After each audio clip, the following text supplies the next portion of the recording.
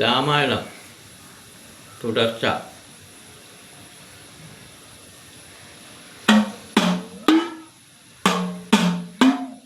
അഞ്ജനതനയന്റെ വാക്കതു കേട്ട് കൈകശീസുതനു കോപം പൂണ്ടു. അഞ്ജനതനയന്റെ വാക്കതു കേട്ട് കൈകശിസുതന് കോപം പൂണ്ടു. ആയുധപാണികളായവരിലെ ഇവനെ വെട്ടി തോട്ടിയിൽ നാട്ടാൻ. കൈകശിസുതനുടെ വാക്കതു കേട്ട് ഭീഷണനൊന്നുര ചെയ്തു. ദൂതുവധത്തെ മൃഗന്മാർക്കതു യോഗ്യതയല്ല.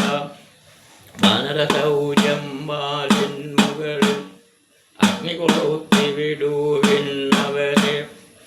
ദശവദനൻ പുരിമുക്കാലംശം ചുറ്റുഭസ്മം ആക്കിയ ശേഷം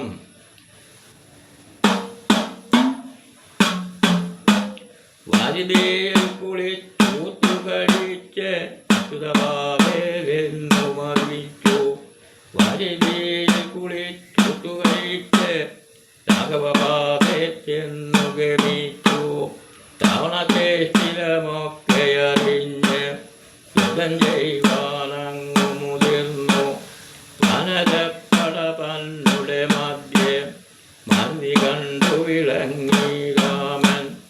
ദശയോജന വണ്ണത്തോടും ദശയോജന നീളത്തോടും അഞ്ചിര കെട്ടി വൻപള പോയി. യുദ്ധം ചെയ്തവർ തുടരെ തുടരെ രാക്ഷസരൊക്കെ ഒടുങ്ങിയ മേലം രാവണി വന്ന എതിർത്തവരോട് നാഗാസ്ത്രത്താൽ ബന്ധിച്ചപ്പോൾ വിനുതാത്മജനും ബന്ധമഴിച്ചു. ബ്രഹ്മാസ്ത്രത്താൽ വീഴ്ത്തിയ നേരം അഞ്ജനതനയൻ ഔഷധമായി.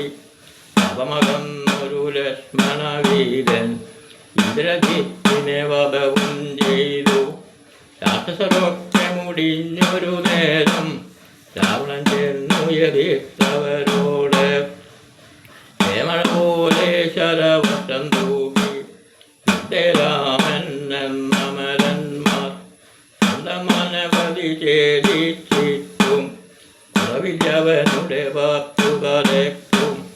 മരന്മാരോടമൃതു പറ്റിച്ച് ഇങ്ങിയ കുംഭം മാറത്തുണ്ട്. എന്നത്തെ രീതി അറിഞ്ഞൊരു നേരം ദിവ്യസ്ത്രത്താൽ മാറു പിളർന്നു. അമൃതുകാലകമിച്ചൊരു നേരം രാമനവനെ വധവും ചെയ്തു. വിഭീഷണനായവനെയും അഭിഷേകം ചെയ്തു രാമൻ.